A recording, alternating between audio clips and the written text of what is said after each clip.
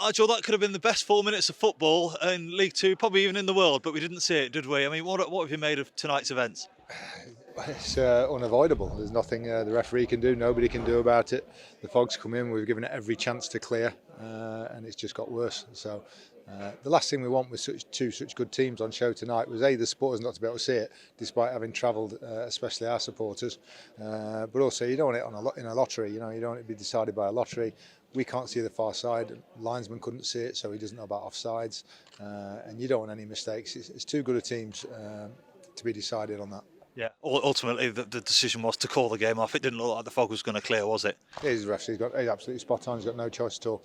It's all sorts of issues. But the main thing is, a good game against two teams.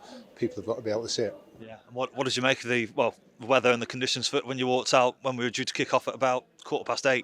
Well, we actually improved because from 7:45 we said we'll give it 10 minutes, and then we thought it had actually lifted a little bit. But within 4 or 5 minutes after 8 o'clock, it had come down again, and then it's probably got worse again now. And you can only give it so long. The players can't keep stop starting as much as we want to play the game, and that was the thing.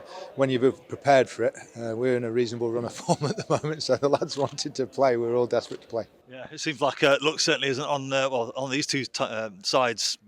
Side at the moment. Obviously, it was called off due to COVID back in December. Called off again tonight. I mean, this game might never be played. We'll never know. Well, we'll get it in somewhere, but it is getting to be a bit congested now with all the fixtures that we have to rearrange, and I think Forest Green are in a similar situation. So, nothing anybody can do about it. It's not COVID. It's not injuries. It's anything. It's just the weather.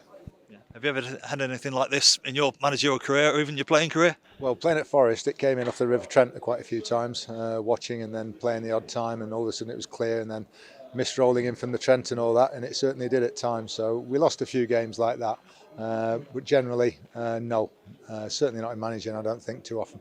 And we'll look ahead to Barrow on Saturday. Again, that will hopefully go ahead at the other end of the country. What's the plan between now and then? Well, we'll come in training now in the morning and have a good session to replace the game tonight. And then we'll travel up to Barrow on Friday and prepare for the game. So what are you expecting from them? Obviously, a different level, a different test to the one that you should have had tonight. Yeah, we've just been concentrating on this one. When you're playing the league leaders, I haven't got too much to think about anything else. So we'll look at Barrow in a bit more detail in the next few days. Yeah. I suppose the players are going to be chomping at the bit even more now to get a game after tonight. It's the worst thing, honestly, as a player. We've travelled down this morning. They've had lunch, a rest and pre-match, and everything, your preparation, your warm-up, and then to only play 3 or 4 minutes.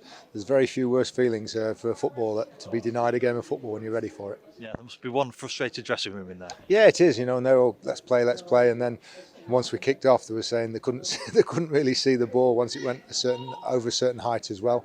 And Elliot, the two wide men, Elliot Hewitt and Steve McLaughlin, were saying they couldn't see each other. They had no idea where they were on the pitch. So that's no good for football. Yeah, that's fair enough. Well, Nigel, wish you and the boys a safe journey back, and hopefully we'll be back here when the weather clears up. Yeah, I hope the supporters have a good trip back. It's been, it's probably worse for them having trekked down here, but obviously as a club, I think we'll look at some travel arrangements if we can get the game rearranged and see what we can do to look after them.